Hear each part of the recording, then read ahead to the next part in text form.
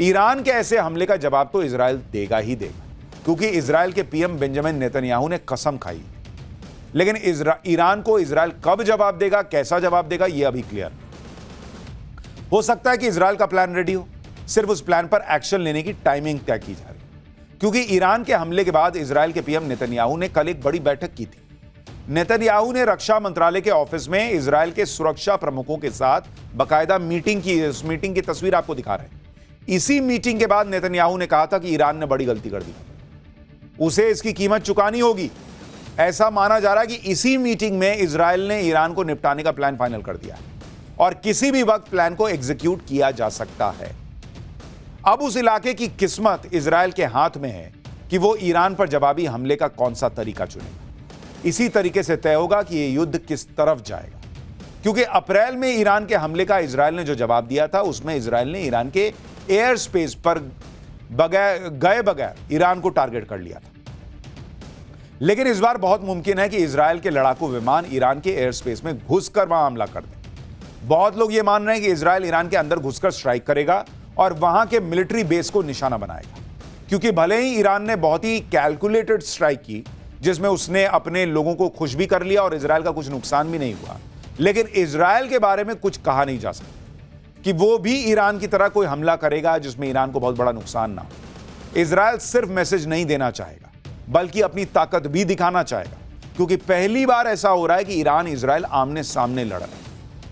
पहले ऐसा होता था कि ईरान और इजराइल की लड़ाई प्रॉक्सी वॉर के जरिए होती थी, लेकिन अब मामला सीरियस हो गया, डायरेक्ट कन्फ्रंटेशन हो रहा है। इजराइल में यह कहा जा रहा है कि सारे ऑप्शन खुले हैं, सारे ऑप्शंस पर चर्चा हो रही है कि ईरान को कैसे और कहां जख्म दिए जा सकते हैं। क्या ईरान की ऑयल फैसिलिटीज को तबाह किया जा सकता है? क्या ईरान के पावर प्लांट्स को तबाह किया जा सकता है? और क्या ईरान के परमाणु केंद्रों पर भी अटैक हो सकता है? इजराइल के पास और भी विकल्प है, जैसे वो ईरान के मिलिट्री बेस को एयर स्ट्राइक करके तबाह कर सकता है, वो ईरान की सरकार और सेना के बड़े अधिकारियों को खत्म कर सकता है, वो ईरान के supreme leader Ayatollah Ali Khamenei को टारगेट कर सकता है। ईरान की राजधानी तेहरान इजराइल के सीधे टारगेट पर है, वहां भी अटैक हो सकता है। इसके अलावा ईरान की पोर्ट सिटी और नेवी बेस बंदर बुशेहर, इस पर भी अटैक हो सकता है, यह भी माना जा रहा है। लेकिन इस बीच ईरान को लेकर एक बड़ी खबर भी आ रही है। कल तेहरान में नसरल्लाह की शोक सभा होगी। नसरल्लाह की शोक सभा में आ सकते हैं खमेनी और इजराइल के सीधे टारगेट पर है खमेनी। ऐसे में कल की यह शोक सभा बड़ी इंपॉर्टेंट होगी। क्या इजराइल इसी शोक सभा का इंतजार कर रहा है जहां खमेनी आए और उन पर हमला हो और उन्हें खत्म किया जा सके? नसरल्लाह पर हमले के बाद से ईरान के supreme leader Khamenei safe location में, और कहा जा रहा है कि कल जुमे की नमाज के बाद वो नसरल्लाह के लिए रखी गई शोक सभा में सार्वजनिक तौर पर दिख सकते हैं। ऐसे में यह आशंका भी बढ़ गई है कि क्या इजराइल इसी मौके का इंतजार तो नहीं कर रहा? क्या इजराइल कल ईरान पर हमला करेगा और खमेनी को खत्म करेगा? इससे पहले इसी साल अप्रैल में हमास चीफ हानिया की मौत पर भी शोक सभा हुई थी, जिसका नेतृत्व खमेनी ने ही किया था। यह उस वक्त की तस्वीर है। मौके पर काफी भीड़ थी। ऐसे में यह सवाल है कि क्या इसी भीड़ का फायदा कल इजराइल उठाने वाला है? और यह याद रखिएगा कि हमास के चीफ को ईरान में घुस के मारा था, तो इसलिए इजराइल के लिए कोई बड़ी बात नहीं है कहीं भी घुस जाना, किसी को भी निपटा देना। ऐसे ही एक मौके पर खमेनी पर हमला हो भी चुका है। बात 27 जून 1981 की है, जब तेहरान की अबूजर मस्जिद में खमेनी कुछ बोल रहे थे। ये उनकी पुरानी तस्वीर है खमेनी। तभी उनके सामने रखे टेप रिकॉर्डर के ऊपर रखा बम फट गया और हमले में खमेनी घायल हो गए थे। ये तब की बात बता रहे हैं आपको, 1981 की। तो जब 1981 में इजराइल ऐसा कर सकता है, तो सोचिए बाद में क्या हो सकता है। इजराइल के पास ईरान से बदला लेने के ऑप्शन बहुत, लेकिन इजराइल कौन सा ऑप्शन चुनेगा, वो क्या करने वाला है, ये तो सिर्फ इजराइल ही जानता है। लेकिन ऐसा नहीं है कि इजराइल सिर्फ ईरान पर हमले की प्लानिंग कर रहा है और चुप बैठा है। इजराइल का धूम धड़ाका चालू है। ईरान के दो हाथ हमास और हिजबुल्लाह, दोनों को इजराइल और भी ज्यादा ताकत से तोड़ रहा है। अभी इजराइल का फोकस लेबनान पर है। लेबनान में हिजबुल्लाह का नामो निशान मिटा देने की जो कसम इजराइल ने खा रखी है, उस कसम को इजराइल पूरा कायदे से निपटा रहा है। लेबनान में घुसकर इजराइल हिजबुल्लाह के ठिकानों को तबाह अभी भी कर रहा है। इतना ही नहीं, दूसरे देशों में हिजबुल्लाह के ठिकानों पर भी इजराइल हमले कर रहा है। सीरिया में भी हिजबुल्लाह के कई आतंकी और लीडर हैं जिन पर इजराइल हमले कर रहा है। ऐसे एक हमले में इजराइल ने नसरुल्लाह के दामाद को भी निपटा दिया। यानी पहले ससुर जी ऊपर गए, अब दामाद जी ऊपर चले गए। नसरुल्लाह का दामाद हसन जफर कासिर सीरिया के दमस्क में मारा गया। इजराइल की एयर स्ट्राइक में नसरुल्लाह का दामाद मारा गया है। नसरुल्लाह के बाद हसन जफर कासिर हिजबुल्लाह का बड़ा लीडर था। हसन जफर कासिर की मौत से हिजबुल्लाह लीडरशिप लगभग खत्म हो गई। हसन जफर का भाई मोहम्मद जफर कासिर भी बुधवार को बेरूत में मारा गया था। यानी नसरुल्लाह, उसका दामाद, दामाद का भाई, सब मारे जा रहे हैं। यह है इजराइल, देखने में इत्तू सा देश, लेकिन उसका हौसला इतना बड़ा है। हिजबुल्लाह पर इजराइल के हमले रुक नहीं रहे। आज ही लेबनान के बेरूत में इजराइल ने भयंकर एयर स्ट्राइक की। इजराइल के इस हमले से हिजबुल्लाह का इंटेलिजेंस हेडक्वार्टर तबाह हो गया। यहीं से हिजबुल्लाह जानकारियां जुटाता था, उसका कमांड सेंटर भी यहीं पर था। इजराइल ने कहा कि हिजबुल्लाह के दूसरे टेरर इंफ्रास्ट्रक्चर को भी एयर स्ट्राइक से गिरा दिया गया है। हिजबुल्लाह की लीडरशिप को खत्म करने के साथ साथ इजराइल हिजबुल्लाह के आतंकियों को भी ठिकाने लगा रहा है। लेबनान में इजराइल का ग्राउंड एक्शन चल रहा है। इजराइल की सेना लेबनान में खोज के हिजबुल्लाह के आतंकियों को मार रही है। एयर स्ट्राइक्स की जा रही हैं, वो अलग अलग तरीके से हो रही हैं, यानी हिजबुल्लाह पर जमीन से लेकर आसमान तक से हमला हो रहा है। और अब तो इजराइल ने अपनी एक और सैन्य टुकड़ी लेबनान भेज दी है कि जाओ पूरा खत्म करके आओ। लेबनान में इजराइल की सेना किस तरह से टारगेट सेट करके तबाह कर रही है, उसके बारे में आपको बताता हूं। इजराइल के सैनिक 2 किलोमीटर अंदर घुस चुके हैं। हिजबुल्लाह के 200 ठिकानों पर हमले हो रहे हैं। दक्षिणी लेबनान में 2 प्रमुख हिजबुल्लाह अड्डे तबाह किए जा चुके हैं और 60 आतंकियों को मार गिराया गया है। हिजबुल्लाह के हथियार डिपो को तबाह कर दिया गया है। चेकपोस्ट और बाकी इंफ्रास्ट्रक्चर भी बर्बाद कर दिया है इजराइल ने। इजराइल अपने दुश्मनों के खिलाफ ताबड़तोड़ एक्शन ले रहा है। गाजा में इजराइल ने हमास के बड़े लीडर रूही मुश्तहा को भी मार गिराया है। रूही मुश्तहा गाजा में हमास की सरकार का प्रमुख था। रूही मुश्तहा को इजराइल डिफेंस फोर्स और शिन बेत के ज्वाइंट ऑपरेशन में मार गिराया गया है। साथ में हमास के 2 कमांडर समेत सिराज और समेह औदेह को भी मार गिराया गया है। यानी इजराइल जो है वो हर आतंकी को ऊपर भेज रहा है। मतलब ऊपर अगर घंटी बजती होगी तो हमास, हिजबुल्लाह, इनके सारे आतंकी कहते होंगे कि कोई अपना भाई ही आया है, लग रहा है इजराइल ने ऊपर भेजा है। गाजा में हमास के ठिकानों पर भी इजराइल ने एयर स्ट्राइक की, जिसमें हमास के कई आतंकी मारे गए। यानी हमास और हिजबुल्लाह पर इजराइल कहर बनकर टूट रहा है। हमास और हिजबुल्लाह को ईरान की 2 आंखें और 2 हाथ की तरह माना जा सकता है। इजराइल पहले इन्हीं से निपट रहा है और इसके बीच ही नंबर आएगा ईरान का, क्योंकि इजराइल में यह बात हो भी रही है कि ईरान में जिसे टारगेट करना है उसे टारगेट करो, खुली छूट है, फिर चाहे वो ईरान का न्यूक्लियर प्रोजेक्ट ही क्यों ना हो। इजराइल के पूर्व प्रधानमंत्री नफ्ताली बेनेट ने कहा है कि इजराइल को ईरान के न्यूक्लियर प्रोजेक्ट को टारगेट करना चाहिए, ईरान के एनर्जी फैसिलिटी को टारगेट करना चाहिए।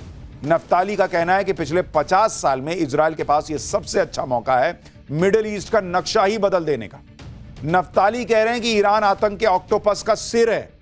अगर सिर को उड़ा दिया, ईरान को उड़ा दिया, तो उसके हाथ जैसे हमास, हिजबुल्लाह, हूती सब अपने आप खत्म हो जाएंगे, ऑक्टोपस ही खत्म हो जाएगा।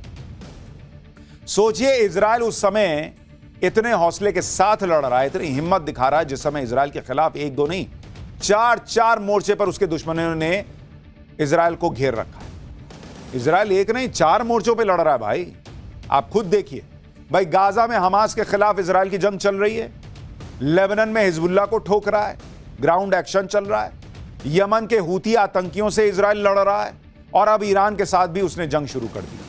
4 दुश्मनों से इजराइल एक साथ लड़ रहा है, और इसलिए ईरान के खिलाफ एक्शन लेने से पहले इजराइल पूरी तैयारी भी कर रहा है।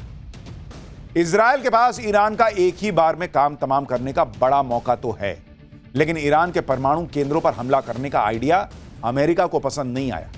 अमेरिका को लगता है कि आइडिया बहुत रिस्की है, इसलिए अमेरिका ने कह दिया है कि वो ईरान की न्यूक्लियर साइट्स पर अटैक को लेकर इजराइल का समर्थन नहीं करेगा।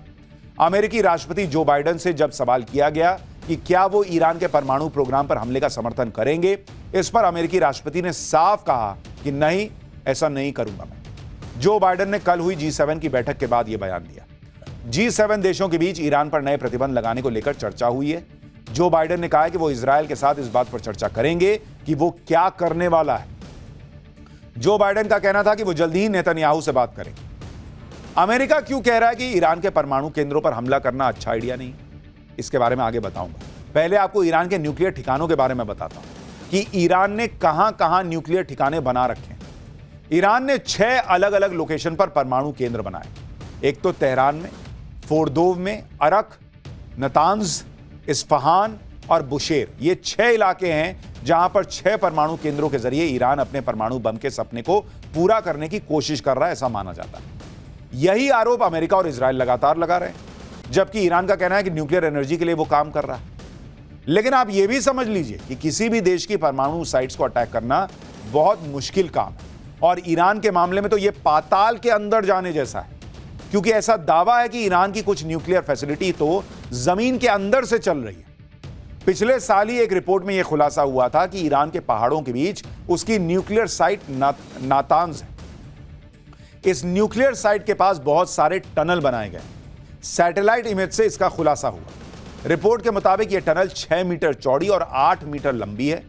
रिपोर्ट का दावा था कि ईरान अपनी फैसिलिटी को 80 से 100 मीटर की गहराई में बना रहा है। दावा था कि ईरान ने ऐसा अमेरिका और इजराइल के हमले से बचने के लिए किया है, क्योंकि अमेरिका ऐसी अंडरग्राउंड फैसिलिटी को टारगेट करने के लिए जो बंकर बस्टर बम है, जो बिना फटे जमीन से 60 मीटर तक जा सकते हैं, उसका इस्तेमाल कर सकता है, और इसका असर 80 से 100 मीटर की गहराई में बनी ईरान की न्यूक्लियर फैसिलिटी पर नहीं होगा।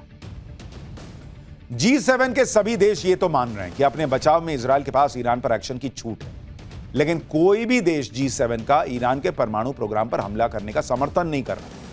यहां तक कि जो अमेरिका इजराइल का पक्का सहयोगी है, जो हर कदम पर इजराइल के साथ खड़ा दिखता है, वो भी नहीं चाहता कि ईरान के न्यूक्लियर प्रोग्राम को टारगेट किया जाए। इसकी वजह भी है, और वो वजह यह है कि अगर इजराइल ने ईरान की न्यूक्लियर फैसिलिटी पर हमला किया तो फिर यह युद्ध और भड़क जाएगा और पूरा मिडिल ईस्ट इसकी चपेट में आ सकता है।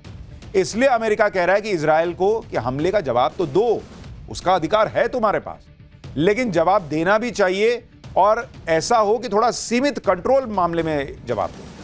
अमेरिका को डर है कि ईरान के न्यूक्लियर साइट को टारगेट किया गया तो यह युद्ध परमाणु युद्ध में बदल जाएगा, जिसे रोकना किसी के बूते की बात नहीं होगी। एक बार परमाणु युद्ध शुरू हुआ तो दूसरे बड़े देश भी इस युद्ध में कूद जाएंगे। अमेरिका को रूस का भी डर होगा, जो बार बार परमाणु हमले की धमकी दे रहा है। पहली और आखिरी बार परमाणु बम का इस्तेमाल अमेरिका ने किया था, जिसमें 1.5 लाख से ज्यादा लोग मारे गए थे और पूरी दुनिया हिल गई। अमेरिका इजराइल के साथ है।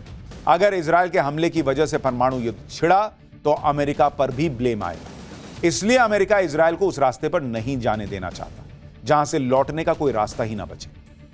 लेकिन इस वक्त एक और बड़ी खबर आ रही है। अमेरिका के राष्ट्रपति जो बाइडेन ने कह दिया है कि आज की रात ईरान में कुछ नहीं होगा। हम इजराइल को आदेश नहीं, सलाह देते हैं। इजराइल को बदला लेने का पूरा हक है, जो बाइडेन ने यह कहा है। यानी जो बाइडेन साफ कह रहे हैं कि इजराइल बदला तो लेगा, लेकिन वो ये भी कह रहे हैं कि आज रात कुछ नहीं होगा। ऐसे में सवाल खड़ा होता है कि कल नसरुल्लाह की मौत पर जो शोक सभा होनी है, क्या उसी में कुछ होगा? क्या टारगेट ख़ोमेनी होगा? ये संशय और बढ़ गया। आज जो बाइडेन से जब इजराइल के पलटवार के बारे में पूछा गया तो जो बाइडेन ने क्या कहा है, एक बार आपको सुनवा दें।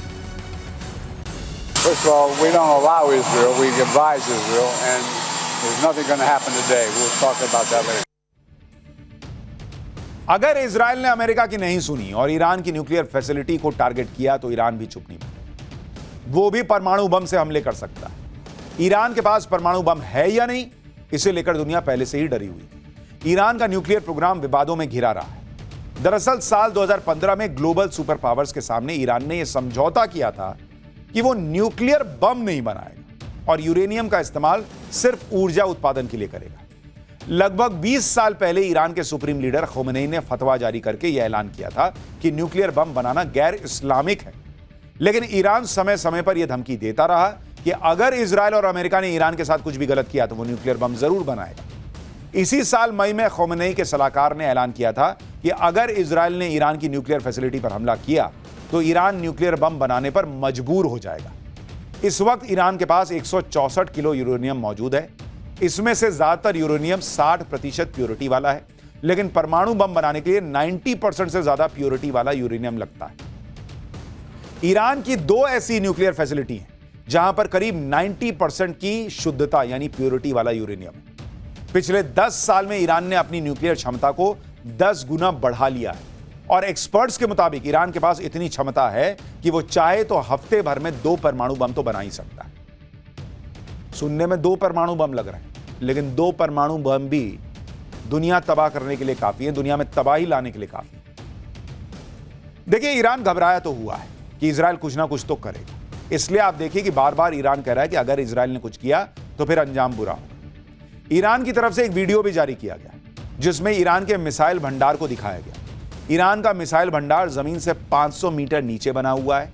यह एक तरह से ईरान की मिसाइल सिटी है जहां खतरनाक मिसाइलें रखी गई। इस अंडरग्राउंड मिसाइल सिटी को इस तरह से बनाया गया है कि कहा जाता है कि इस पर बंकर बस्टर्स बम का असर नहीं होगा। ईरान की मिसाइल सिटी में मिसाइल लॉन्च की सारी फैसिलिटी, यहां ईरान अपने F-4 फाइटर जेट्स और मीडियम रेंज इमाद बैलिस्टिक मिसाइलें रखता है। यह बंकर 2015 में बनकर तैयार हो गए थे। यहां की सुरक्षा के लिए सैकड़ों कमांडो हमेशा तैनात रहते हैं। यानी ईरान यह दिखा रहा है कि उसके पास मिसाइलों की कोई कमी नहीं। अगर इजराइल ने ये कोई हरकत की तो उसका जवाब दिया जाएगा। इजराइल की तैयारियों के बीच ईरान भी अपनी तरफ से तैयारियां कर रहा है, वो भी चुप नहीं बैठा है। ईरान के सुप्रीम लीडर खमेनी ने सेना के अधिकारियों के साथ महत्वपूर्ण बैठक की, उसकी तस्वीरें भी सामने आई हैं। इजराइल पर 1 अक्टूबर को हमले के बाद खमेनी की सेना अधिकारियों के साथ यह पहली बैठक। ईरान के सुप्रीम लीडर खमेनी ने इस बैठक में इजराइल के संभावित हमले और ईरान के पलटवार को लेकर चर्चा की। ईरान का कहना है कि अगर इजराइल ने कुछ भी किया तो 1 अक्टूबर से भी भयंकर हमला अब किया जाएगा। खमेनी की ईरानी सेना के अधिकारियों के साथ बैठक का एजेंडा क्या था, यह भी आपको बताता हूं। खमेनी ने इजराइल पर हमले के लिए जवानों की तारीफ की, ईरान के सैनिकों को आगे की तैयारी का आदेश दिया। इजराइल के पलटवार पर एक्शन की पूरी प्लानिंग की गई। इजराइल के हमले का कैसे जवाब देना है, इसका ब्लूप्रिंट तैयार किया गया। यानी ईरान भी अपनी तरफ से यह दिखाने की कोशिश कर रहा है कि वो तैयार है, किसी भी इमरजेंसी के लिए उसकी सेना फुल प्रिपेयर्ड है।